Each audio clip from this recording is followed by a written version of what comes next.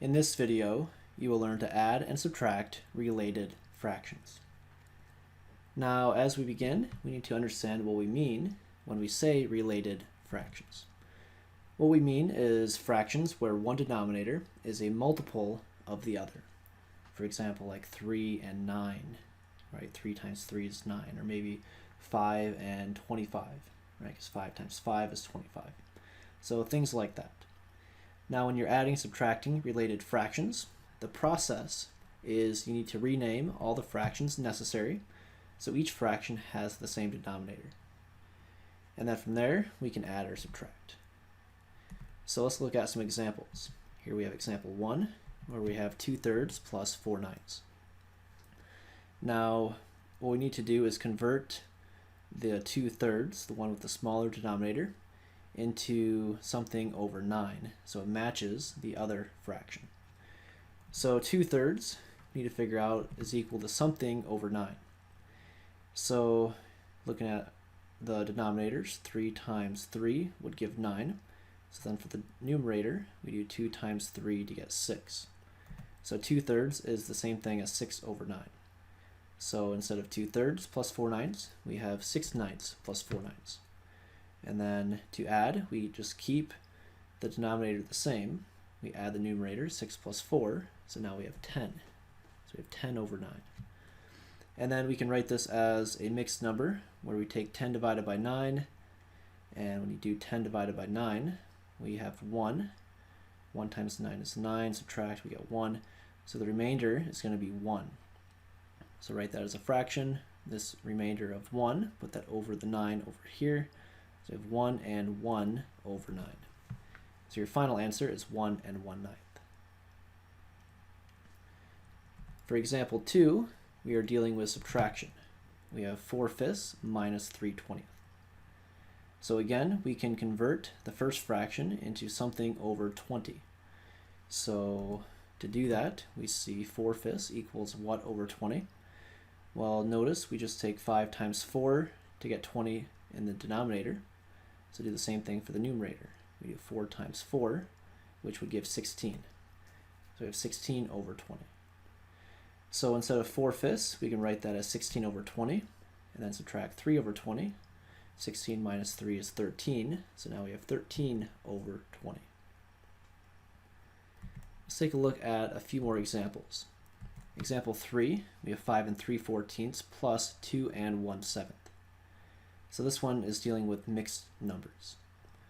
All right, so notice that the 2 1/7, we can rewrite the 1/7 as something over 14. So looking at the 1/7, just that part alone, so 1/7 equals what over 14? Well, we can do 7 times 2 to get 14 on the bottom, and then on the top we do 1 times 2, which would give us 2. So 1/7 is the same thing as 2 over 14. So now we have 5 3/14 plus 2 2/14. Now when you add these together, we can add the whole numbers, 5 plus 2 to get 7, and then 3/14 plus 2/14 would give 5/14. So your final answer is 7 5/14. Example 4, we have 8 13/15 plus 4 2/5. So for this example, we can convert the 2/5, so this fraction right here, as something over 15. So ignoring the whole number, just looking at the 2/5, 2/5 equals what over 15?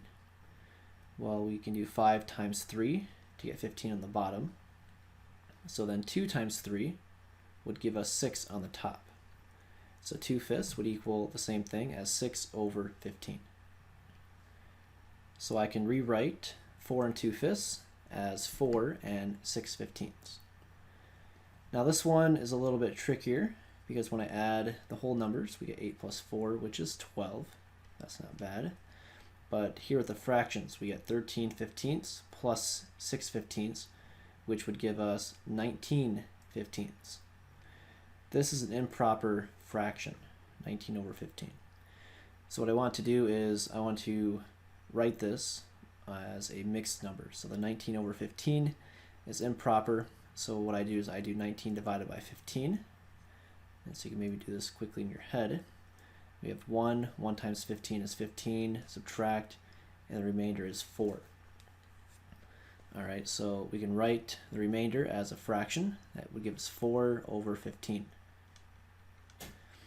So the 19 over 15 is the same thing as 1 and 4/15.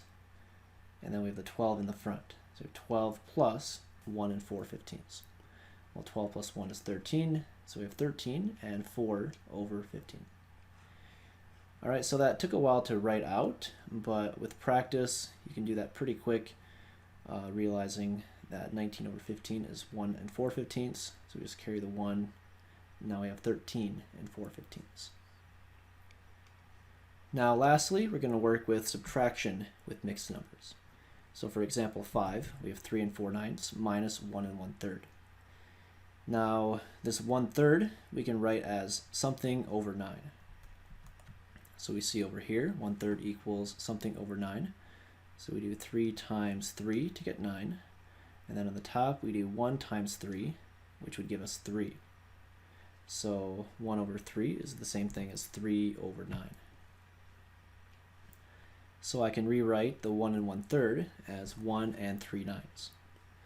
And now when we subtract, we can subtract 3 minus 1 to get 2, then 4/9 minus 3/9, which would give us 1/9. So that answer would equal 2 and 1/9. Now for example 6, here again we have mixed numbers. This one is going to be a little bit trickier. So to begin with, we want to convert so that the fractions have the same denominator. So looking here at the 3/4, we can write that as something over 8. So we could do 4 times 2 to get 8. And then on the top, we can do 3 times 2, and that would give us 6. So 3/4 is the same thing as 6 over 8. So I can replace the 3/4 with 6/8. Alright, this one is a little bit trickier because when I try to subtract the fraction component, the 1/8 minus 6/8, that doesn't work, right? Because 1/8 is smaller than 6/8. So what I need to do is actually borrow from the 6 here.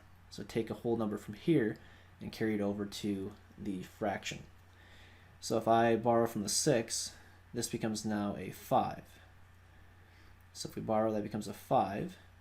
And the one we borrowed, we're going to write as a fraction. So that would become 8/8, right? Because 1 equals 8/8. So if I borrowed 1, we can write that as 8/8. So if you have the 8/8 plus this 1/8, that becomes now a 9/8. So hopefully you followed that. So we just took one of the 1's over here, wrote it as a fraction as 8 over 8, put it with the 1/8. Now we have 5 and 9/8.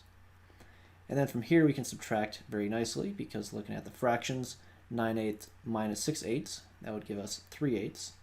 And then the 5 minus, there's a 0 there, so just 5 in the front.